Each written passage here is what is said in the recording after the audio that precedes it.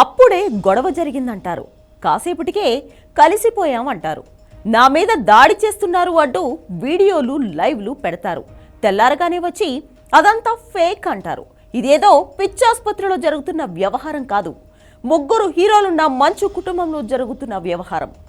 మంచు మనోజ్, ఆయన తండ్రి మోహన్ బాబు మధ్య ఎలాంటి వివాదాలు ఉన్నాయో సెపరేట్గా చెప్పాల్సిన పని లేదు. చాలా కాలంగా ఈ వ్యవహారం మొత్తం ఫ్యాన్స్ కు తెలిసిందే. ఇప్పుడు ఆస్తి విషయంలో తన తండ్రి తనపై దాడి చేశాడంటూ మంచు మనోజ్ పోలీస్ స్టేషన్ కు వెళ్లి ఫిర్యాదు చేసినట్లు తెలుస్తోంది. గాయాలతో మనోజ్ పోలీస్ స్టేషన్ కు వెళ్లినట్లు సమాచారం.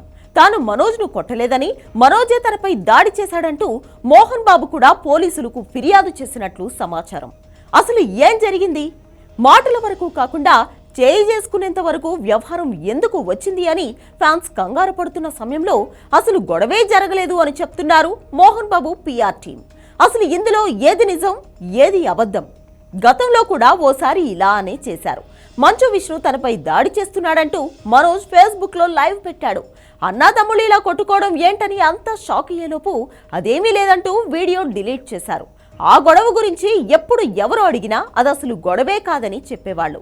అంతే తప్ప ఏం జరిగిందో చెప్పేవాళ్ళు కాదు. గొడవ కానప్పుడు వీడియోలు పెట్టడం దేనికి? మీరు పిచ్చోళ్ళ, అభిమానులను పిచ్చోళ్ళని చేస్తున్నారా?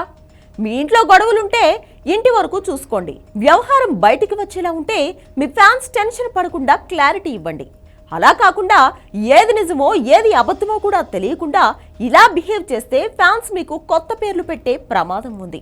ఇప్పటికే మంచు కుటుంబం మీద ఏ స్థాయిలో ట్రోలింగ్ జరుగుతుందో సోషల్ మీడియాలో చూస్తూనే ఉన్నాం. ఇప్పుడు ఇలాంటి బిహేవియర్తో పరిస్థితి మరింత దిగజారే ప్రమాదం ఉంది. ప్రస్తుతం వస్తున్న వార్తలపై మంచు అభిమానులు, నెటిజన్లు కూడా ఇదే పోస్టులు పెడుతున్నారు. ఎప్పుడు ఇలాంటివి చేస్తే రేపు నిజంగా ఏదైనా జరిగిందని చెప్పినా ఎవ్వరూ నమ్మరని తిట్టిపోస్తున్నారు. ఎప్పుడు సోషల్ మీడియాలో ఉండాలి, ట్రెండింగ్లో ఉండాలి అనుకుంటే మంచి కథలు ఎంచుకోవాలి, కానీ ఇలాంటి పుకార్లు పుట్టించి వార్తల్లోకి రావాలి అనుకోవడం ఏంటని ప్రశ్నిస్తున్నారు. జనాలను పిచ్చోళ్లను చేయడం మానేయండి అంటూ క్లాస్ పీకుతున్నారు.